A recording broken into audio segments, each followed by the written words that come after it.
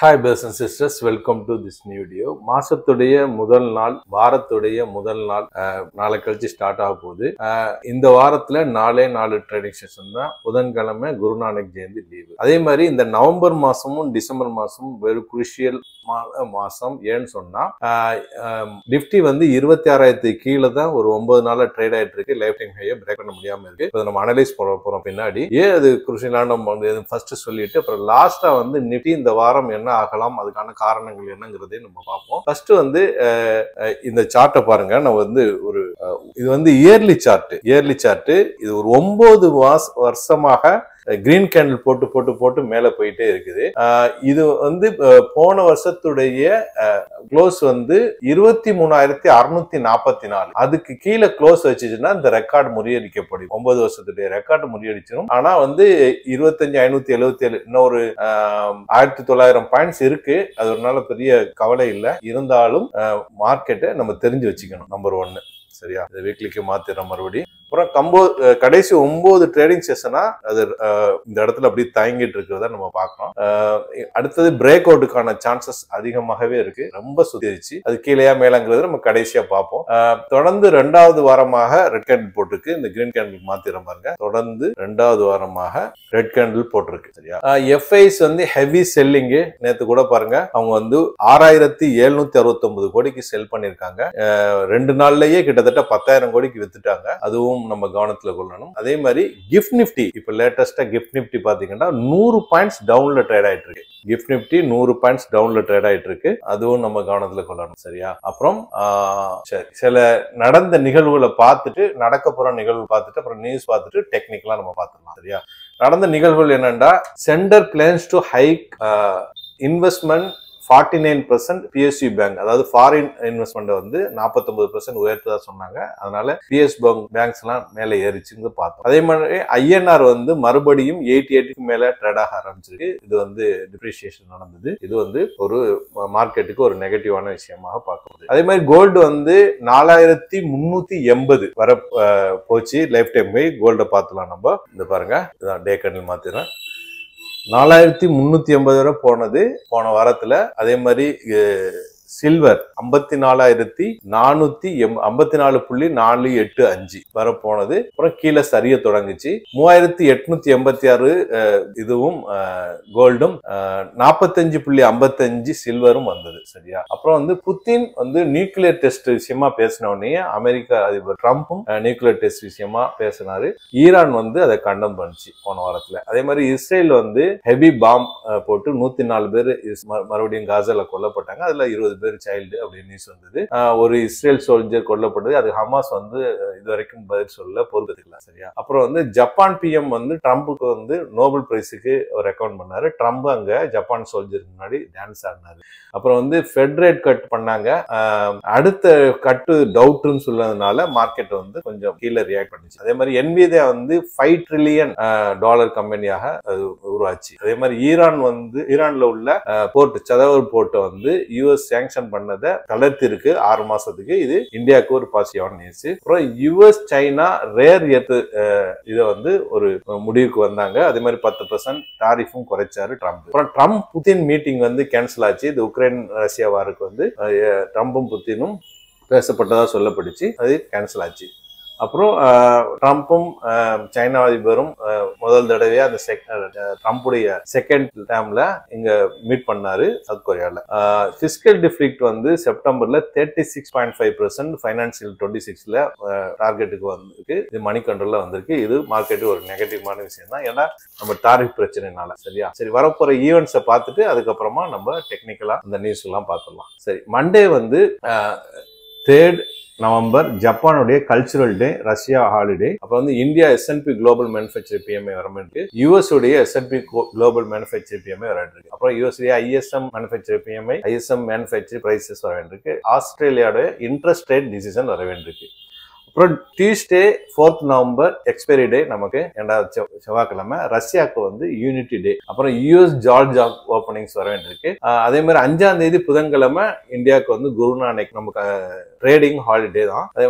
அந்த டைம்ல ஏடிபி நான் எம்ப்ளாய்மெண்ட் சேஞ்ச் டாட்டா வர வேண்டியிருக்கு. ஐஎஸ்எம் நான் மேனுஃபேக்சரிங் பிஎம்ஐ, ஐஎஸ்எம் நான் மேனுஃபேக்சரிங் பிரைசஸ், அப்புறம் எஸ்என்பி குளோபல் சர்வீஸ் பிஎம்ஐ, அப்புறம் க்ரூட் ஆயில் இன்வென்ட்ரிஸ், இந்த டாட்டா எல்லாம் வர வேண்டியிருக்கு. அப்புறம் தேர்ஸ்டே 6th அன்னைக்கு சென்செக்ஸ் எக்ஸ்பைரி, அப்புறம் இந்தியாவுடைய SNP global services BMI, manufacturing services and BMI, அப்புறம் இங்கிலாந்துடைய இன்ட்ரெஸ்ட் ரேட் டிசிஷன் வர வேண்டியிருக்கு. அடுத்தது ஃப்ரைடே 7th வந்து ஃபாரெக்ஸ் ரிசர்வ்ஸ் இந்தியாவுடைய டேட்டா வர வேண்டியிருக்கு. சரியா? அடுத்தது வந்து ஏடிஆர் நம்ம செக் பண்ணும்போது இந்த பாருங்க, ஏடிஆர் இன்ஃபோசிஸ் வந்து 1/2% டவுன்ல இருக்கு, விப்ரோ 1.5% டவுன்ல இருக்கு, ஐசிசி பேங்க் 1.5% டவுன்ல இருக்கு, HDFC 1.25% டவுன்ல இருக்கு, டாக்டர் ரெட்டி 1.25% டவுன்ல இருக்கு. எப்படி எல்லாமே ஏடிஆர் டவுன்ல தான் இருக்கிறத நம்ம பார்க்கறோம். இது மார்க்கெட்டுக்கு நம்ம நெகட்டிவா தான் பார்க்க வேண்டியிருக்கு.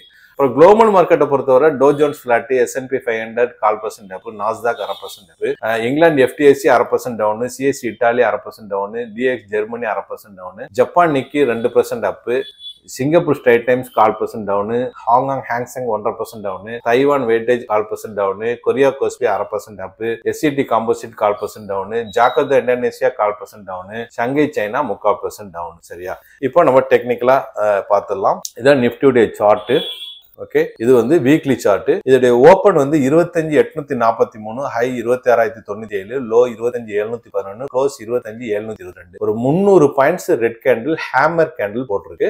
தொடர்ந்து 2 வாரமாக ரெட் கேண்டில் போட்டிருக்கு. ஒரு ரிஜெக்ஷன் கேண்டில் 2 லைன் போட்டிருக்கதை நம்ம பாக்குறோம். ப்ரீவியஸ் க்ளோஸ் வந்து 25,795, இன்னைக்கு இந்த க்ளோஸ் வந்து 25,722, 70 பாயிண்ட்ஸ் டவுன்ல தான் முடிஞ்சிருக்கு. சரியா? ஏற்கனவே நம்ம பார்த்த மாதிரி கப் அண்ட் ஹேண்டில் பேட்டர்ன் நம்ம ஏற்கனவே பார்த்திருந்தோம். இந்த பாருங்க, கப் அண்ட் ஹேண்டில், இது கிஃப்ட் நிஃப்டி இறங்கி இருக்கிறது. இந்த பாருங்க, ஏற்கனவே நம்ம கப் அண்ட் ஹேண்டில் பார்த்திருந்தோம் வீக்லியில. அது பிரேக் அவுட் கொடுத்துட்டு ஃபர்ஸ்ட் டார்கெட் ஆனா இங்க 26,000 நெருங்கிடுச்சு. நம்ம ஏற்கனவே மார்க் பண்ணது. செகண்ட் டார்கெட் இன்னும் ரீச் பண்ணல. ஒருவேளை கீழே திரும்பி புல் பேக் வரப்போதா, இல்ல மார்க்கெட் வந்து ஃபேக் பிரேக் அவுட் சொல்லிட்டு கீழே வரப்போதாங்கிறத வரும் நாட்கள் தான் நம்ம முடிவு பண்ணணும். சரியா? அடுத்தது வந்து சில நியூஸ் பார்த்துட்டு மறுபடியும் நம்ம டெக்னிக்கலா பார்ப்போம், மார்க்கெட் எங்க போகுது, எங்க வரலாம் சொல்லிட்டு. அப்புறம் கனடியன் பிஎம் வந்து அப்பாலஜைஸ் பண்ணிருக்காரு ட்ரம்ப் கிட்ட. ஏண்டா ஆன்டி டாரிஃப் ஆட் அது வந்தது வச்சுட்டு ஏற்கனவே ட்ரம்ப் கோபம் இருந்தாரு. இது இந்துஸ்தான் டைம்ஸ் தான் வந்திருக்கு. அப்புறம் ரஷ்யா உக்ரைன் வார் வந்து Georgia becomes a new hub. அதாவது இங்க இருந்து ரஷ்யால போய் மெடிக்கல் எல்லாம் படிச்சாங்கல்ல, இப்போ வந்து ஜார்ஜியாவுக்கு போறாங்க இங்க பிரச்சனையா இருக்கிறதுனால. ஆனா இங்க டாக்டர் படிக்கிறதுலாம் கவர்மெண்ட் வந்து சில ரெஸ்ட்ரிக்ஷன், சில ரூல்ஸ் எல்லாம் போட்டிருக்காங்க. அது கவனத்துல நம்ம பார்த்துருக்கோம். இந்தியா டைம்ஸ்ல வந்திருக்கு. அதே மாதிரி G7 slams Russia after Ukraine energy மேல ரஷ்யா தாக்குதல் நடத்துறத G7 வந்து கண்டனம் தெரிவிச்சிருக்காங்க. இது அல்ஜசீரால வந்திருக்கு. அப்புறம் China host next year APEC summit, இது CNBC டிவில வந்திருக்கு. அபெக் சமிட் சைனா நடத்த போது அடுத்த வருஷத்துக்கு. அப்புறம் India confirm 6 month exemption from US sanction Iran port வந்து அந்த சாங்ஷன்ல தளர்த்திருக்கிறத வந்து இந்தியா கன்ஃபார்ம் பண்ணது. இது NTTVல வந்திருக்கு. அப்புறம் வந்து இஸ்ரேல்ல வந்து ஒரு மிலிட்டரி சம்பந்தப்பட்ட பெண் ராஜினாமா பண்ணிருக்காங்க. அதுதான் நம்ம பார்க்க போறோம். இந்த பாருங்க இந்த செய்தி.